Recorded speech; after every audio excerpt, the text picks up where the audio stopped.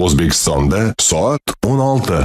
Assalomu alaykum. Yangiliklar dasturi taqdimoti bilan studiyada Ma'murjon Nafasov.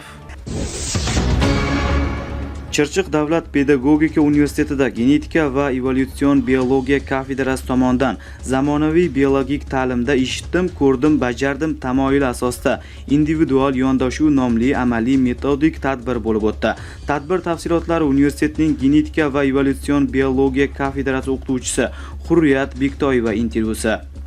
Bu tadbirimizda eshitdim, ko'rdim, bajardim tashabbus tamoyili asosida olib borilyapti. Bu tadbirimiz 3 qismdan iborat. Demak, birinchisi asosiy dars qismlari, ikkinchi kreativ yondashuvi, uchinchi qismi esa STEM, ya'ni jahon standarti, davlat ta'lim standartiga moslashtirilgan dars usullari olib boriladi va unda talabalarimizning aktivligi, qanchalik kompetentligi va ularning g'oyasi, kreativ yondashuvligini va ulardagi barcha ichki tuyg'ularni va bilim saviyasini ro'yobga chiqarish natijasida bu tadbirlarni biz tez tashkillashtirib turamiz va talabalarni talabaga o'qituvchi, talaba esa maktab o'quvchilariga 4+2 o'qituvchi sifatida shakllanishini ta'minlab beradi.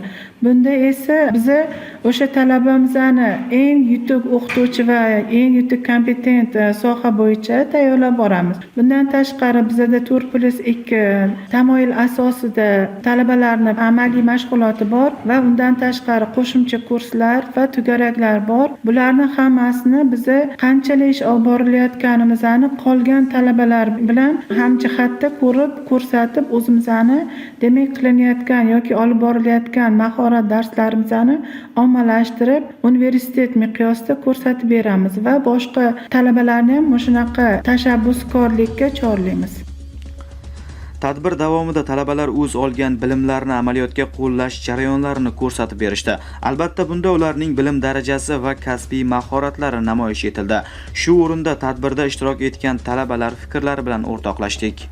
Assalomu alaykum. Men Tabiiy fanlar fakulteti biologiya yo'nalishi 4-bosqich talabasi Umrzoq va Gulnoza. Biz ushbu tadbirda ishtirok etish jarayonida qon aylanish sistemasi, yurak tuzilishi kabi muhim va qiziqarli bo'lgan jarayonlarni talaba ustozlarga tushuntirish orqali o'z ishtirokimizni ta'minlayapmiz. Hozirgi kunda maktablarda ta'lim jarayonini yanada rivojlantirish maqsadida juda ham ko'plab ishlar olib borilmoqda. Shulardan biri bizning ham universitetimizda olib borilayotgan individual ta'lim hisoblanadi va mana shu individual ta'lim orqali pedagoglarni yanada rivojlantirish hamda maktab sohasini yanada qo'llab-quvvatlash, o'quvchilarga kuchliroq bilim berish orqali o'z ko'nikma malakalarimizni oshirish hisoblanadi. Biz ushbu tadbir orqali 4 yil mobaynida o'qib o'rgangan, ustozlarimizdan o'rgangan barcha ta'limlarimizni maktablarda qanday qo'llash usullarini ko'rsatib bermoqdamiz.